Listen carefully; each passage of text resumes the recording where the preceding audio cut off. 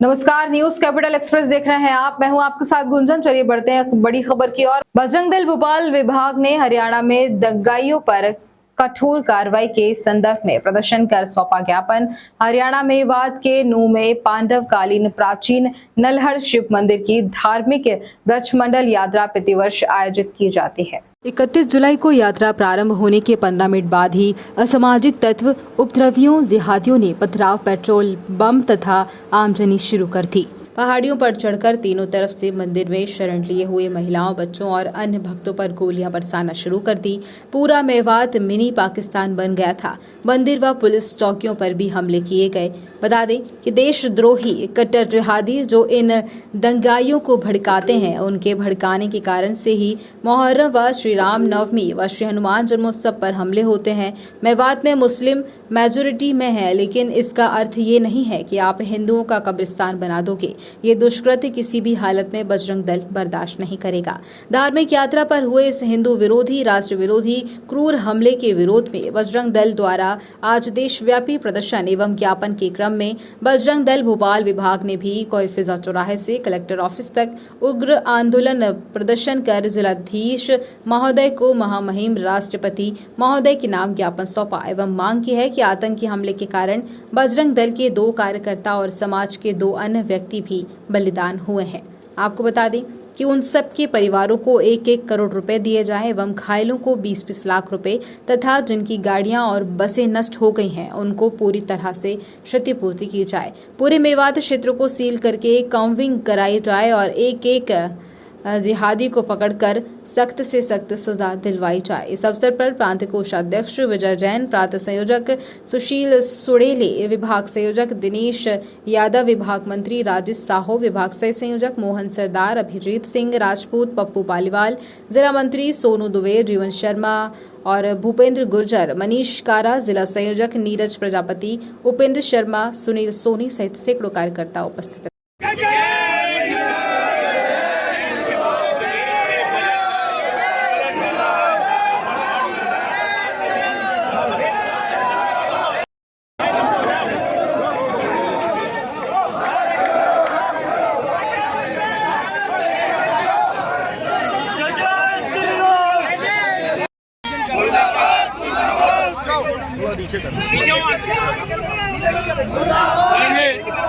अमरनाथ की यात्रा पर हमला, अमरनाथ की यात्रा पर हमला करते हैं, वैष्णो देवी यात्रा पर हमला करते हैं, श्री राम जी की नवमी पर शोभा यात्रा पर हमला करते हैं, हनुमान जी के जन्मोत्सव पर हमला करते हैं। अरे हरियाणा के अंदर, हरियाणा के मेवात में नियत श्रावण मास में जो शिव जी की आराधना कर रहे हैं, ऐसे हिंदू या धार्मिक यात्रा पर हमला करके, फायरिंग करके 2 जवानों को शहीद कर दिया। पुलिस के सैकड़ों महिलाएं, पुरुषों को, बच्चों को घायल हैं। क्या दिखाना चाहते हो, क्या बताना चाहते हो कि हम इस देश में हिंदू यात्रा को चलने नहीं देंगे? कि तुम्हारी इस्लामिक जिहादी मानसिकता है क्या? अरे आज बजरंग दल सांकेतिक प्रदर्शन करके प्रत्येक जिला केंद्र पर ये चेताना चाहता है उनको, जिस प्रकार की इस्लामिक जिहादी मानसिकता को करके तुम हमले करते हो। जिस दिन हिंदू समाज ने धर्म युद्ध छेड़ दिया, सड़कों पर भागते नजर आ जाओगे, गलियां कम पड़ जाएंगी। आज अब यहाँ पर जिला केंद्र भोपाल पर ये प्रदर्शन करके केंद्र सरकार से मांग कर रहे हैं कि ऐसे धर्मियों पर, देश विरोधियों पर कड़ी कार्रवाई हो, उन्हें फांसी के तख्ते तक ले जाएं। महाकाल की बाबा की सवारी के बारे में तुम्हारे जवान से निकलता है कि महाकाल की सवारी को नहीं निकलने देंगे। अरे तुम्हारी औकात क्या? बाबर की औकात क्या? बाबर ने चाहा था तो भी निकली। ऐसी मानसिकता को परमने वाले लोग, पनपाने वाले लोग, इन पर कड़ी कार्रवाई हो। केंद्र सरकार से मांगे, प्रदेश की सरकारों से बजरंग दल की मांग। भोपाल निर्वाचन आयोग को प्रेस वार्ता, मुख्य निर्वाचन पदाधिकारी अनुपम राजन की पीसी। आपको बता दें कि 64,523 मतदान केंद्रों में पहली मतदाता सूची का प्रकाशन किया गया है। प्रारंभिक प्रकाशन में 5,43,47,95 वोटर्स रजिस्टर्ड हैं। सामान्य मतदाताओं की संख्या 2,81,26,191 है। वहीं महिला मतदाताओं की संख्या 2,62,49,578 है। 4 अक्टूबर को अंतिम प्रकाशन किया जाएगा। नामावली संशोधन के समय BLO के अनुपस्थित होने पर निर्वाचन हेल्पलाइन नंबर 1950 जारी किया गया है। निर्वाचन आयोग एक ऐप लॉन्च करने जा रहा है जिसमें मतदान के दिन मतदाता अपने लिए स्टॉल बुक करके सुगमता से मताधिकार का प्रयोग कर सके।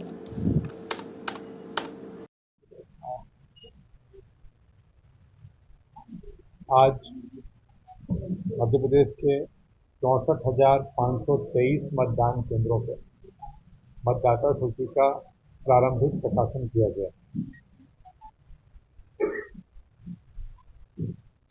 आज मध्य प्रदेश के 64,523 मतदान केंद्रों पर मतदाता सूची का प्रारंभिक प्रकाशन किया गया है।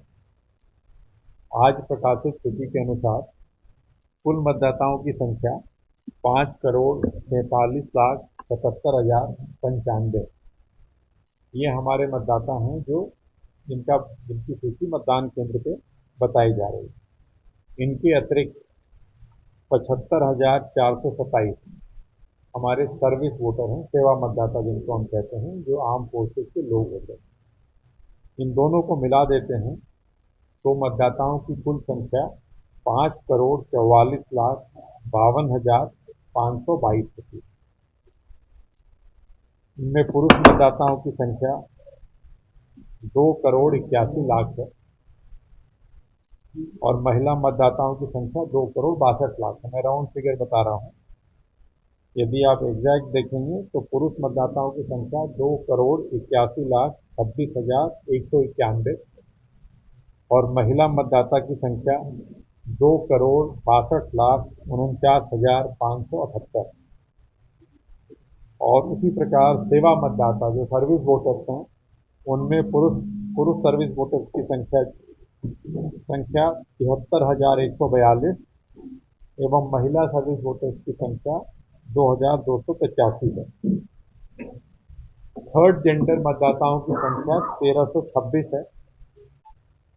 इन मतदाताओं में जो कुल मतदाता की संख्या मैंने आपको बताई है उसमें 4,77,657 हमारे दिव्यांग मतदाता हैं और 98 अप्रवासी भारतीय हैं जिनको हम ओवरसीज इलेक्टर्स कहते हैं, जो बाहर रहते हैं। ये आज प्रारंभिक प्रकाशन किया गया है सभी 64,523 मतदान केंद्रों पर। और जैसा आप जानते हैं कि ये गतिविधि, जिसको हम पुनरीक्षण गतिविधि कहते हैं, ये 2 अगस्त से 31 अगस्त तक प्रत्येक मतदान केंद्र पे चलेगी, जिसमें BLO इन सभी मतदान केंद्रों पे उपस्थित रहेंगे।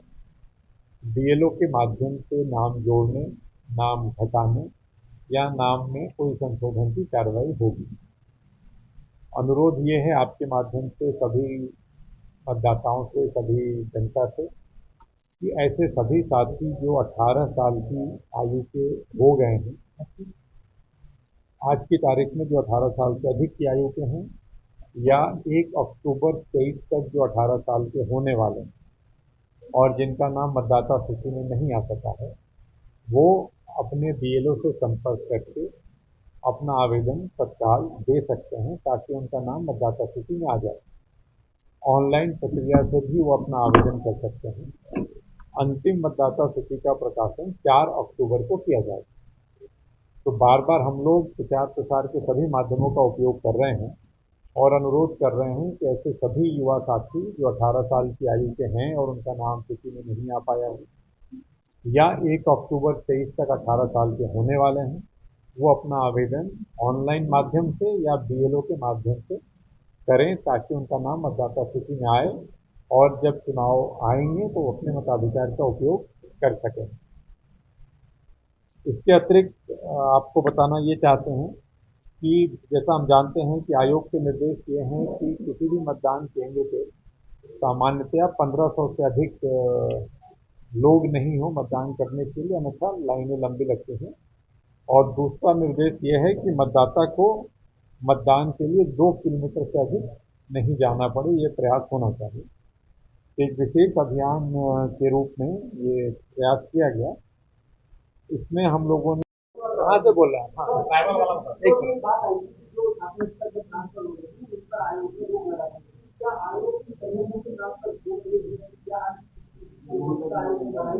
नहीं नहीं, कोई कोई रोक नहीं लगाई गई है। देखिए, 2 अगस्त से 31 अगस्त तक जब तक ये मतदाता सूची के पुनरीक्षण का कार्य चल रहा है, तब तक मतदाता सूची में जो पुनरीक्षण कार्य में जो लोग लगे होते हैं, जैसे आपके एसडीएम लगे होते हैं, तहसीलदार हैं, कलेक्टर, राजस्व का बेसिकली राजस्व का जो अमला लगा होता है मतदाता सूची के पुनरीक्षण के कार्य में, उनके ट्रांसफर नहीं किए जाएंगे, ऐसे आयोग के निर्देश हैं। अपरिहार्य परिस्थिति में यदि इनमें से किसी का ट्रांसफर करना होता है तो आयोग की अनुमति ली जाएगी। नहीं, 3 साल से ज्यादा वाले के ट्रांसफर तो ऑलरेडी हो गए, 31 जुलाई तक जो होने थे तो हो गए। पुनरीक्षण के समय जो रोक है, रोक कह लें या जो निर्देश है, वो बता दें। वो काम डिस्टर्ब नहीं हो। ट्राइबल में क्या जानना चाह रहे हैं?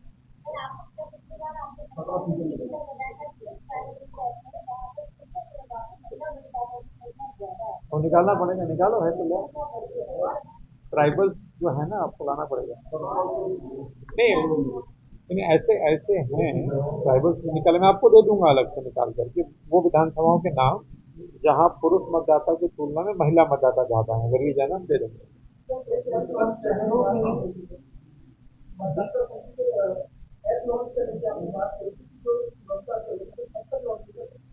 अभी अभी टाइम है, मतलब उसका उपयोग तो चुनाव के दिन होना है। अभी उसको बना रहे हैं, अब प्रोसेस में है। प्रयास यही है, जो प्रयास यही है इसमें कि आवाज प्रयास यही है कि अर्बन एरियाज में, शहरी क्षेत्र में सेलेक्टेड मतदान केंद्रों पे मतदाता अपनी सुविधा के अनुसार स्लॉट बुक कर सकेगा कि मैं इस विंडो में 10 से 10:30 के बीच में वोट डालना चाहता हूँ, और उस समय अगर वो आते हैं तो आसानी से मतदान कर सकते हैं। इसी के लिए उसको देते हैं।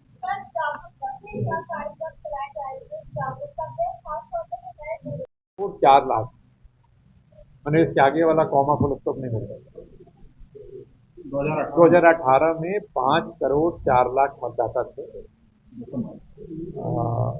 पिछले चुनाव के समय।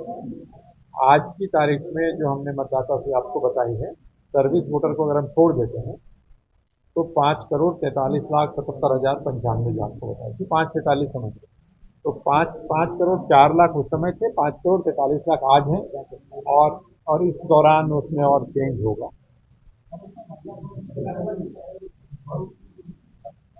कब का? 18 का या अभी का? नहीं, अभी का तो है, 18 का निकाल के देंगे आपको।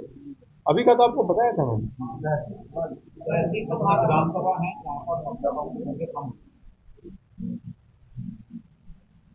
कब से? अभी जो आपका ड्रॉप हो नहीं, इसकी तुलना कब से करोगे? 2018 से तो कम नहीं होगी, निकालना पड़ेगा। ऐसा क्यों होगा?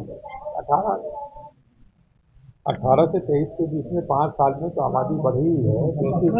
कई जगह माइग्रेट होगा, नहीं होगी, बट निकाल लेंगे।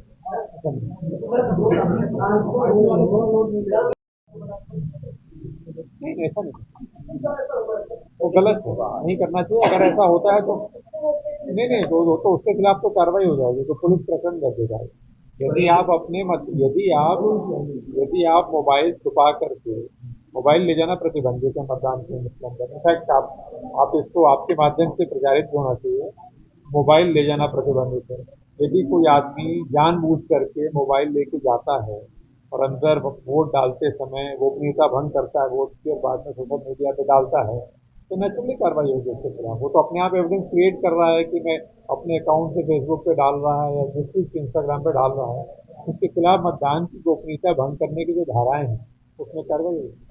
ये जो प्रारंभिक आपकी मदद लेंगे और आपके माध्यम से प्रयास करेंगे कि नए वोटर तक पहुंचे। एक हमने सवाल पूछा है। इसके अलावा एक तो आपके माध्यम से कहने का मतलब कि प्रचार प्रसार के जो भी माध्यम है, जिसमें आप भी सशक्त माध्यम है, इसके अलावा जैसे स्कूल है, कॉलेजेस हैं, जहाँ नए मतदाता हैं, उनमें कैंपस एम्बेसडर्स हैं हमारे, इलेक्ट्रोल लिटरेसी क्लब है, तो स्कूल कॉलेज से सतत संवाद करते हैं। अभी आपने देखा भी होगा QR कोड के माध्यम से हम लोग प्रयास कर रहे हैं। कल भी कई सारे हर विधानसभा क्षेत्र में एक वाहन की व्यवस्था करी कि वो मतदाताओं को प्रेरित कर रहे हैं। आज भी सुबह जैसे कई साथियों के साथ हम लोगों ने साइकिल चलाई, या हर जिले में इस तरह गतिविधियाँ हो रही हैं, चाहे कोई साइकिल रैली कर रहा है, कोई बाइक रैली कर रहा है, और आप लोग जो और भी जो सुझाव आए हैं वो उस पर अमल करेंगे, ताकि जो हमारा यूथ है, जो चिंता है युवा वोटर्स की, और अर्बन एरियाज में वोटिंग कम होती है। भोपाल का वोटिंग परसेंटेज कम है, इंदौर का कम है, जबलपुर का कम है, तो शहरों में ज़्यादातर प्रयास हो कि 1 to 1 हम पहुंच पाएँ, आसानी से मोबाइल उनको, मतलब मोबाइल के माध्यम से हम जानकारी दे पाएँ कि आपका मतदान केंद्र कहाँ है। जैसे अभी क्यूलेस ऐप की बात हुई, हम ये भी सोच रहे हैं कि जैसे कोई व्यक्ति मोबाइल लेकर के आता है और मोबाइल लेकर अंदर नहीं जा पाता, तो उसको मोबाइल रखने की कुछ व्यवस्था कराई जाए, ताकि उसको ये चिंता ना हो कि मेरा मोबाइल कहीं गायब ना हो जाए, गुम ना हो जाए। तो इस तरह की चीज़ों पे काम कर रहे हैं, वॉलंटियर्स वगैरह की व्यवस्था है। मोबाइल वहाँ मतदान केंद्र प्रतिबंधित मैंने है। सुरक्षित मोबाइल लेकर के आप मतदान केंद्र के अंदर तो जा नहीं पाते, तो कई बार अब आप मोबाइल, अच्छा मोबाइल आजकल आदमी छोड़ता नहीं है, तो अगर या तो आप किसी साथी को लेके आओ जो आपका मोबाइल पकड़े जब तक आप जा रहे हो। यदि सुरक्षित मोबाइल रखने की व्यवस्था हो जाए तो हो सकता है कि थोड़ा सा लोगों को सहूलियत हो। ये प्रायोरिटी देंगे, जो क्यू में लगे उनको भी समझाएंगे, जैसे क्यू में लगते हैं जो थोड़ी देर के लिए मान लीजिए, अभी भी पुरुष और महिला की अलग अलग लाइनें होती हैं। एक पुरुष अंदर जाते हैं, बाद में 2 महिलाएं जाती हैं, तो महिलाओं को प्राथमिकता देते हैं। तो स्लॉट, कोई गर्भवती महिला आती है उसको प्राथमिकता देते हैं, कोई वृद्ध आते हैं उनको प्राथमिकता देते हैं, कोई दिव्यांग साथी आते हैं उनको प्राथमिकता देते हैं। इसी प्रकार से ऐसा नहीं है कि उस स्लॉट में सारे के सारे हम ऐप वाले ही करेंगे, बहुत कम लोग रखते हैं, उस हिसाब से करेंगे। इसी को ये किया जा रहा है। ये है कि जो बुजुर्ग मतदाता हैं 80 साल से ज़्यादा की आयु के, और जो दिव्यांग साथी हैं जिनकी दिव्यांगता 40% से अधिक है, और वो वोट मेडिकल का सर्टिफिकेट भी लगाते हैं उसका, और यदि वो चाहें, विकल्प है, कोई ज़रूरी नहीं है कि वो ऐसा करें, यदि वो चाहते हैं तो वो घर से वोट देने की सुविधा का लाभ ले सकते हैं। इसकी प्रक्रिया ये होती है कि चुनाव के पहले इस प्रकार के जितने लोग हैं, जैसे 80+ के भी 7 लाख कुछ लोग हैं, दिव्यांग साथी हमारे करीब 5 लाख, तो इन सभी को हम एक फॉर्म देते हैं, जिस फॉर्म के माध्यम से हम उनसे विकल्प लेते हैं। जो लोग ये विकल्प चुनते हैं कि हमें घर से वोटिंग की सुविधा का लाभ दिया जाए, हम उसके जो नियम बने हैं उसके हिसाब से एक मतदान दल का गठन होता है। वो मतदान दल जाता है और उनके घर पे ही उस तरह की व्यवस्था सुनिश्चित करता है, ताकि वह मतदान की गोपनीयता बनी रहे और वो अपना मतदान कर पाए। ये मतदान ईवीएम के माध्यम से नहीं होता, ये मतदान पेपर बैलेट, पोस्टल बैलेट के माध्यम से होता है, और मतदान दिनांक से 5 से 7 दिन पहले होता है। वो जो मत देते हैं उसकी गिनती जो होती है फिर वो मतदान के दिन ही होती है, जब हम बाकी पोस्टल बैलेट की गिनती करते हैं उसके साथ साथ उनकी भी गिनती। ऊपर भी दे रहे ऊपर वाला पता नहीं लिखा कि नहीं लिखे, 80+ के साथ 100 से ऊपर का नहीं है, 100 से ऊपर हम रखते भी नहीं, 80+ होता है। देखो 18 से 19 साल के जो मतदाता हैं, प्रारंभिक सूची के प्रकाशन के अनुसार 14,57,775, 14,57,775, और 80 के ऊपर के हैं 7,18,553। 80+ 718,553, 718,553, 80+। 18 से 19 में 14,57,775। सर ये स्लॉट बुकिंग की जो बात की ना आपने, एक कॉल सेंटर आज की तारीख में काम कर रहा है और राज्य स्तर पे भी चल रहा है, काम कर रहा है। सर बीएलओ अनुपस्थित रहते हैं कई मतदान केंद्रों में, कलेक्टर की कार्रवाई में चुनाव आयोग इस बार क्या करते हैं? इस पे अभी आपने पूछा था, पता नहीं आप नहीं सुन पाए, हमने रिपीट कर दे रहा हूँ। बीएलओ अपने मतदान केंद्र पे 2 अगस्त से 31 अगस्त के बीच में उपस्थित रहे। इसके लिए कई लेवल के अधिकारियों की नियुक्ति की गई है, जो इस बात को भ्रमण करके चेक करेंगे। इसके बावजूद भी, और जो अनुपस्थित पाया जाएगा उसके खिलाफ कार्रवाई तो होगी ही, इसके बावजूद भी यदि बीएलओ अनुपस्थित रहते हैं तो हम लोग 1950 जो टोल फ्री नंबर है उस पर गाँव वालों को ही बताया है कि वो सूचित कर सकते हैं और हमारे लोग जो घूम रहे हैं वो तो देख ही रहे हैं। उसके सेक्टर ऑफिसर्स हैं, सुपरवाइजर्स हों, कलेक्टर्स ने अलग से भी ड्यूटियाँ लगाई हैं, तो उसमें सख्त कार्रवाई भी होगी। और कार्रवाई से ज़्यादा हमारा फोकस इस पर भी है कि ये लोग उपस्थित रहे और अपना काम करें। देखिए, संवेदनशील जो क्रिटिकल मतदान केंद्रों का जो पहचान है वो अभी नहीं हुई है, ये थोड़ा अर्ली है। ये पहचान आप समझ लो कि थोड़ा सा इसमें समय लगता है। क्रिटिकलिटी जो है वो कई बार एक तो पुलिस के साथ सेक्टर ऑफिसर और पुलिस के लोग मिलकर के इसकी पहचान कर रहे हैं अपने हिसाब से। कई बार कैंडिडेट खड़े होने से भी संवेदनशीलता बढ़ जाती है मतदान केंद्र की, वो भी होता है। तो इसका निर्धारण अभी थोड़ा सा मतदान से टू अर्ली अभी थोड़ा।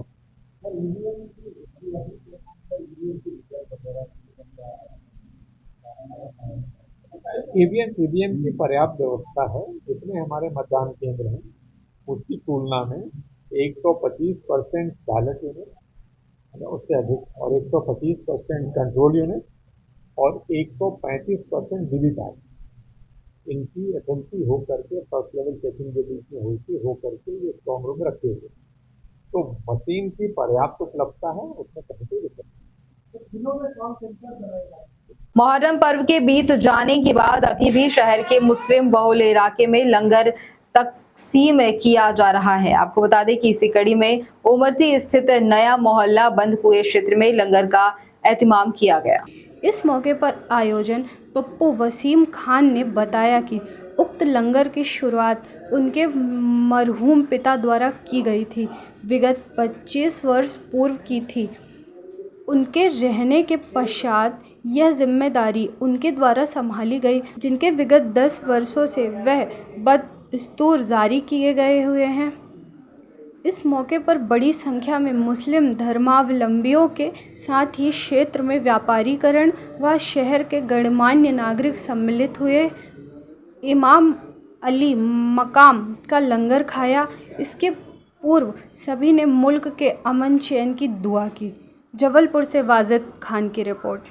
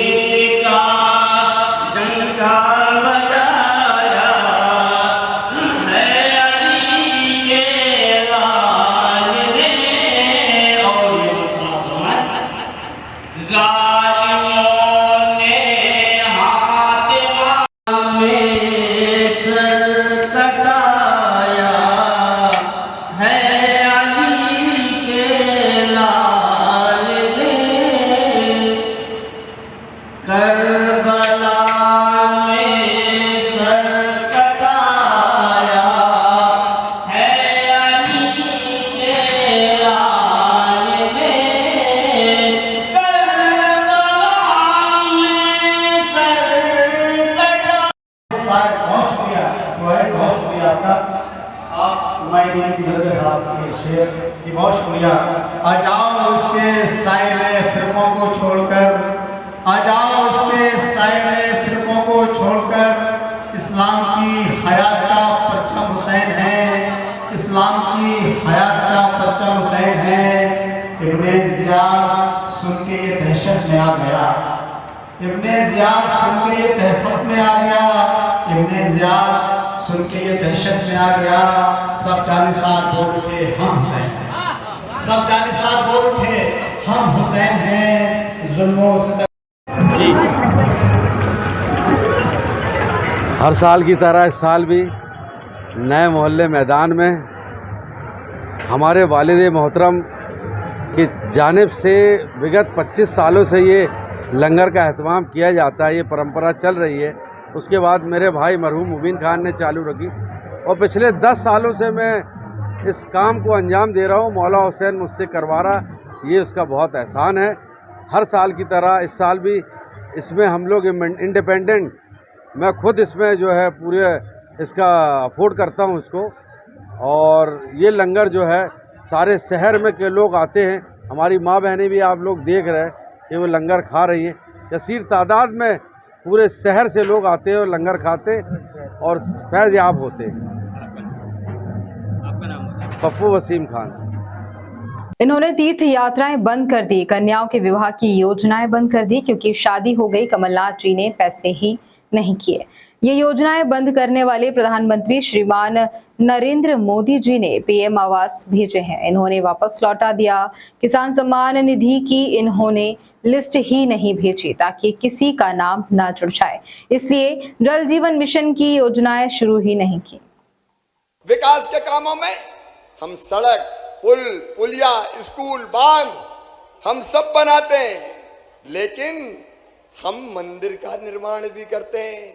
चाहे अयोध्या में हो, भगवान श्री रामचंद्र जी का मंदिर बन रहा है, चाहे काशी में प्रधानमंत्री जी ने काशी कॉरिडोर बनाया, अलग अलग जगह हम इस भक्ति में भी लगे रहते हैं, क्योंकि हमारी जिंदगी का, भारतीय जनता पार्टी की सरकार का एक ही लक्ष्य है, कैसे जनता की जिंदगी हम बदलें। 1200 करोड़ की एक कुंडलिया, इसमें लगभग 1 लाख एकड़ जमीन में सिंचाई होगी, 146 गांव में सिंचाई होगी और किसानों के खेतों में फसलें लहलहाएगी, सुख समृद्धि आएगी और प्रधानमंत्री जी का सपना भी पूरा होगा। पर ड्रॉप मोर क्रॉप, क्योंकि पाइपों से हम पानी लाने का काम करेंगे। चाहे कुंडलिया डैम हो, चाहे कुंडलिया के अलावा बाबा बैजनाथ जी का दरबार के चरणों में मैं प्रणाम करता हूं। उज्जैन में महाकाल महाराज का दरबार, वहां महाकाल महालोक बन गया। अब आगर में भी बैजनाथ, बाबा बैजनाथ लोक बन रहा है।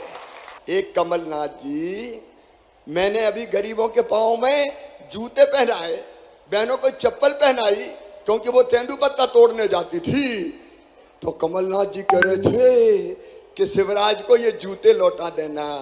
कमलनाथ जी, तुम जूतों का महत्व क्या जानो? तुम तो सोने की चम्मच लेके पैदा हुए हो, मैं तो गरीब घर में पैदा हुआ हूं। बिना जूते के पांव में कांटा गड़ता है तो गरीब के दिल में कितनी तकलीफ होती है, ये शिवराज सिंह चौहान जानता है, ये कमलनाथ जैसे लोग नहीं जानते।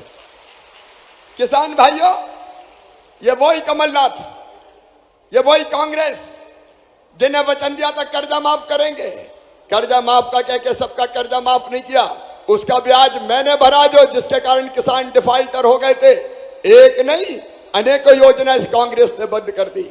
मेरी बहन 1.25 साल के लिए कांग्रेस आई थी, तो मैं पहले बेगा भारिया शहरिया बहनों के खाते में 1000 डालता था, कांग्रेस ने वो 1000 रुपया बंद कर दिए। और सुनना, जब तक मामा है, भैया है, तभी तक लाडली बहना है।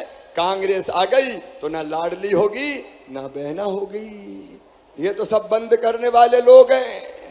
इनने बच्चों के लैपटॉप छीन लिए थे, मैं बच्चों को लैपटॉप देता था, जिनने 75% लाए, मामा ने 25,000 रुपए डलवाए।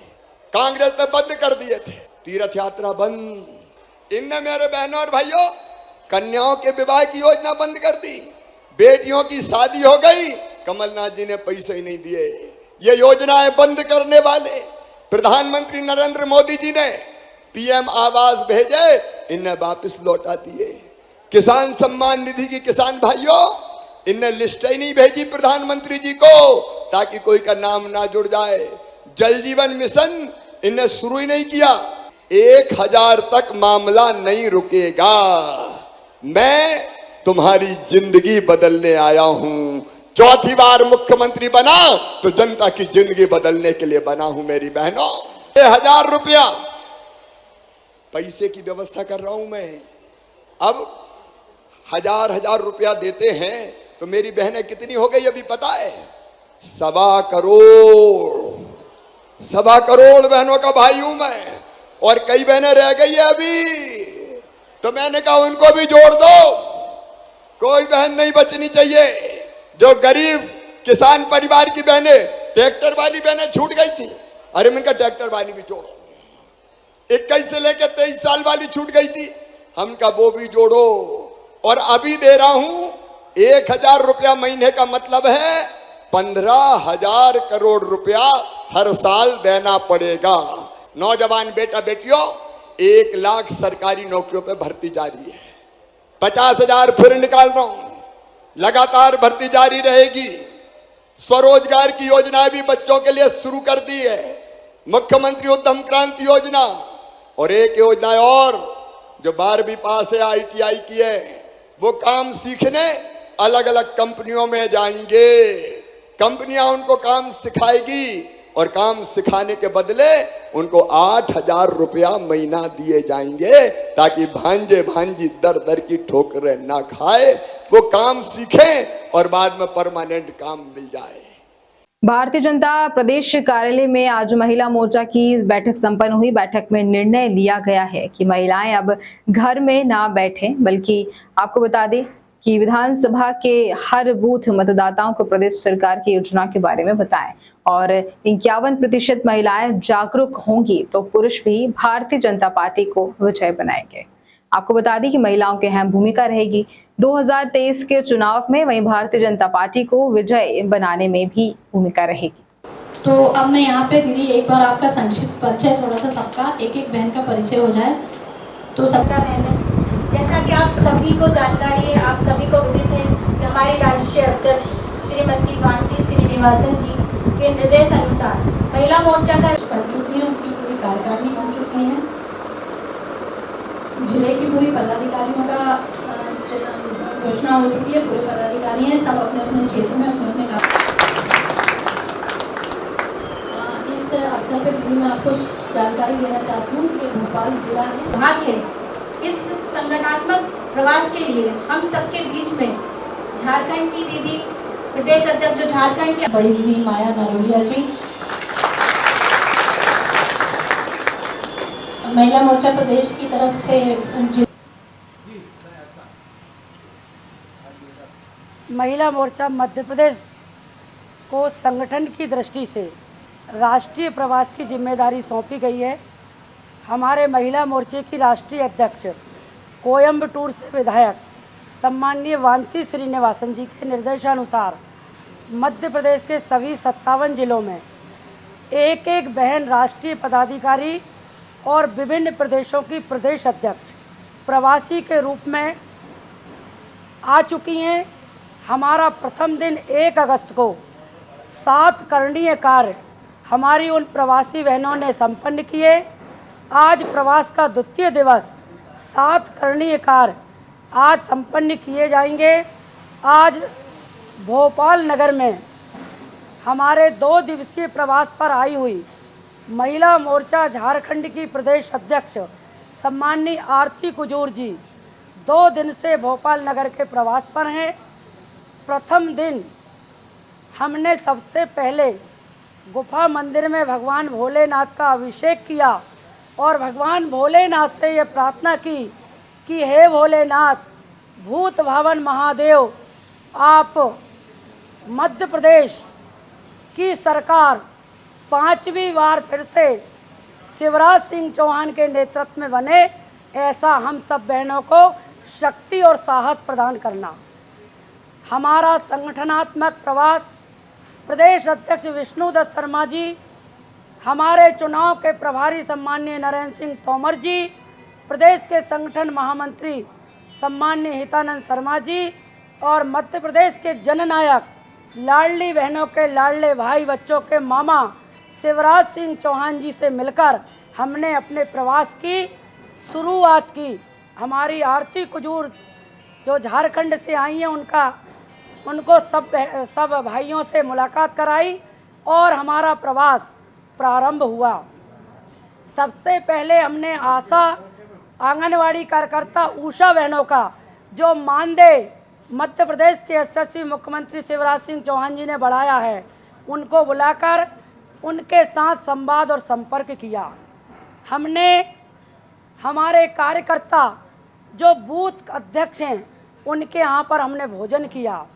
हमारी 1 करोड़ सेल्फी विद महिला लाभार्थी लाडली बहना संघ सेल्फी लेकर उन लाडली बहनों के छोटे छोटे वीडियो बनाकर सोशल मीडिया पर शेयर करने का काम।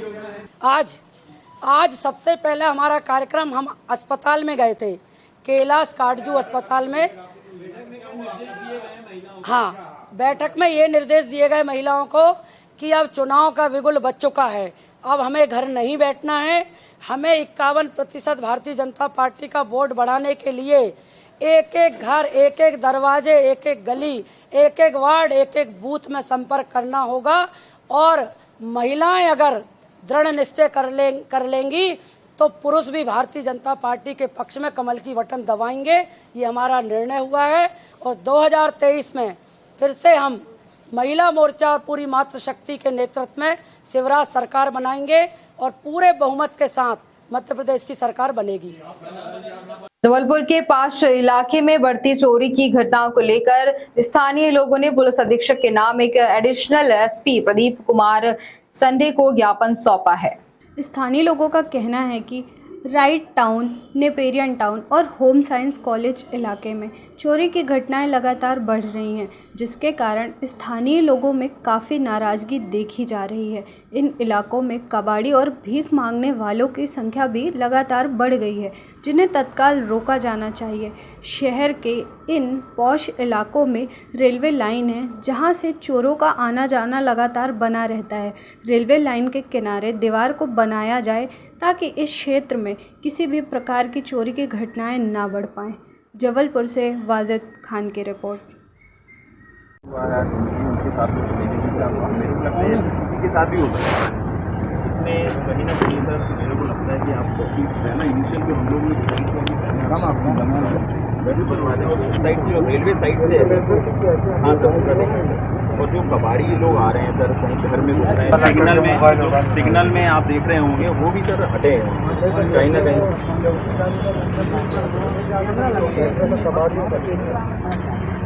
चौकी वाला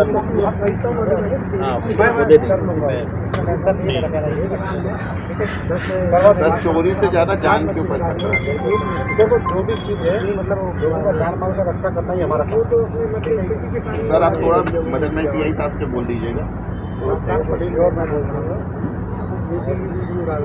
करवाएंगे।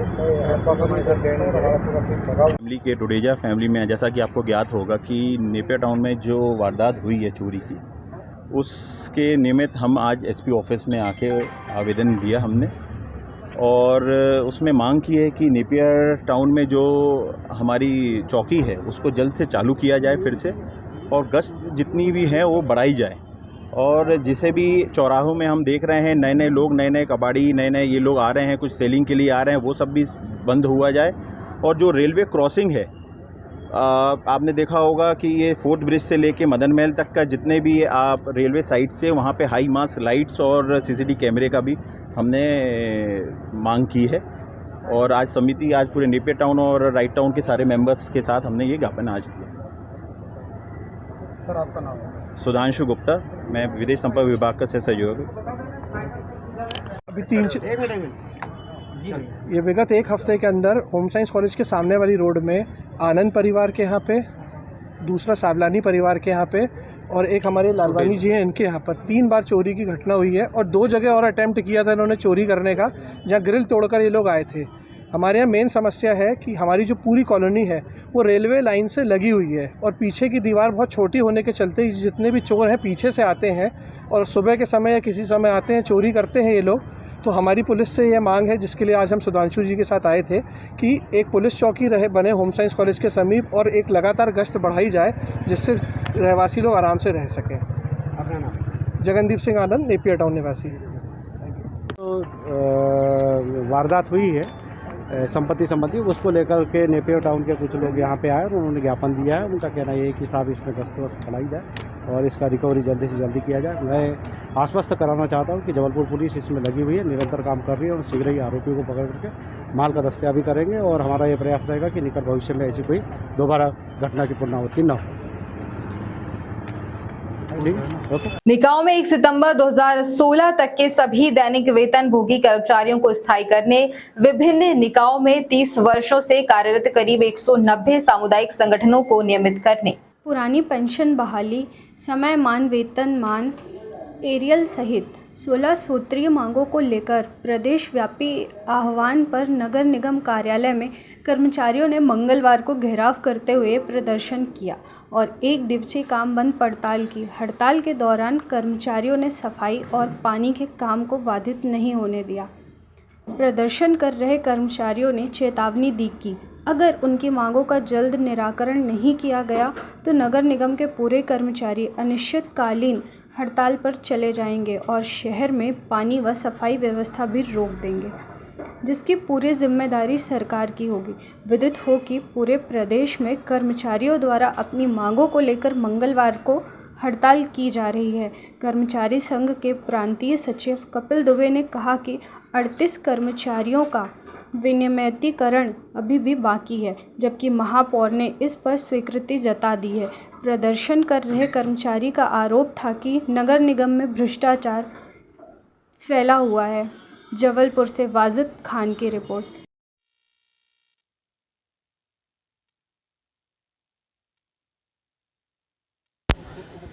पिछले 4 साल से हम अपने कर्मचारियों की निलंबित 16 सूत्री मांगों को लेकर लगातार प्रयासरत हैं। इसके पहले भी आप जानते हैं कि हमने पहले भी बंद का आह्वान किया, लेकिन हमारी किसी बात को सुना नहीं किया। मजबूरन आज पूरा प्रांत बंद है, जबलपुर संभाग पूरा बंद है, मध्य प्रदेश पूरा बंद है। वहाँ सचिवालय का घेराव किया जा रहा है और हम यहाँ पर नगर निगम को बंद करके रखे हुए। मांग हमारी पुरानी है, वही है। बार बार हमको आश्वासन दे दिया जाता है पर उस पर कार्रवाई नहीं होती। 1 सितंबर 16 तक के समस्त संवर्गों के सभी दैनिक वेतनभोगी कर्मचारियों का विनियमितीकरण, 1 सितंबर 2007 तक के समस्त विनियमित कर्मचारियों का नियमितीकरण, चुंगी क्षतिपूर्ति में अघोषित कटौती बंद हो, सभी समयमान वेतनमान कर्मचारियों को 2008 से हमें भी प्राप्त हो, ये हमारी मांग है। हमारी मांग है कि आप स्थापना व्यय को 65 से 75% कीजिए सामान्य, और सफाई संरक्षक का स्थापना व्यय 75 से 85% कीजिए। हमारी मांग है चुंगी क्षतिपूर्ति की राशि जो कट के हमको मिलती है वो पूरे प्रदेश में प्रतिमाह 420 करोड़ रुपए की राशि हमें प्राप्त होना चाहिए, जिससे हमारी तनख्वाह पूरी हो। हमारी मांग ये भी है कि जो प्रतिनियुक्ति पर अधिकारी आए हैं उन्हें तत्काल उनके मूल विभागों पर पहुंचाया जाए, जो हमारे अधिकारियों कर्मचारियों की उनका अधिकार मारते हैं, उनको यहाँ से उनके मूल विभाग पहुंचाया जाए। हमारी मांग ये भी है कि 15 सालों से हमारे कर्मचारियों की विभागीय जांचें लंबित हैं, जो आज तक पूर्ण नहीं होती हैं। अधिकारी चले गए पर वो जांच लंबित हैं, पूर्ण नहीं होती। क्यों नहीं उन पर कार्रवाई होती? 38 कर्मचारियों का विनियमितीकरण बकाया है। माननीय महापौर परिषद, माननीय अध्यक्ष जी ने उसे स्वीकृति दे दी, सदन में स्वीकृति प्राप्त हो गई, लेकिन आज भी उनको वहीं रखा गया। कल जब हमने आखिरी मुलाकात की तो ये बताया जाता है कि उस पर कार्रवाई हो गई, आज आदेश मिलेंगे। तो क्या हमारे बंद का इंतज़ार कर रहे थे? हमारी मांग ये भी है कि आप क्यों इस तरह का भ्रष्टाचार यहाँ फैलाए हुए हैं कि किसी भी बात के लिए जब तक आयुक्त महोदय के पास हम ना पहुँचें वो कार्रवाइयाँ नहीं होती। कितनी मांगे हैं आप लोगों की? हमारी 16 सूत्री मांगे हैं, लोकल 8 हैं और 8 जो हैं प्रांतीय हैं, जिस पर आज पूरा प्रदेश बंद है और संचालनालय का भी घेराव किया जा रहा है। अगला कदम क्या होगा अगर मांग? आज हम यहाँ पर 1 दिवसीय काम बंद हड़ताल के लिए घोषित हमने यहाँ किया है, और आज यदि हमारी मांगें पूरी नहीं होती तो निश्चित तौर पर आज ही ये निर्णय संपूर्ण प्रदेश में कर लिया जाएगा कि हम अनिश्चितकालीन हड़ताल पर जाएंगे। आज हमने सफाई पानी को बाधित नहीं किया है। यदि हमारी बात नहीं मानी जाती तो ये हमारी मजबूरी होगी कि हमें सफाई और पानी को भी बाधित करना होगा। जबलपुर के गोहलपुर में एक युवक ने मोहल्ले में चिल्लाकर पानी को 3 तलाक दिया और उसके 3 बच्चों को छोड़कर भाग गया। इसके मामले को लेकर पीड़ित महिला जबलपुर पुलिस अधीक्षक कार्यालय पहुंची है। वहीं पुलिस अधिकारियों ने महिला की शिकायत के आधार पर कार्रवाई करने का आश्वासन दिया है। जानकारी के अनुसार गोहलपुर में रहने वाली मुस्लिम महिला जबलपुर एसपी कार्यालय में अपने 3 बच्चों को लेकर पहुंची। इसी दौरान उन्होंने अपने पति के खिलाफ अपनी फरियाद जबलपुर पुलिस अधीक्षक को सुनाई। मुस्लिम महिला का आरोप है कि उनके पति ने मोहल्ले में चिल्ला कर 3 बार तलाक तलाक बोला और लोगों के सामने उन्होंने कहा कि अब क्षमा उनके लिए हराम है।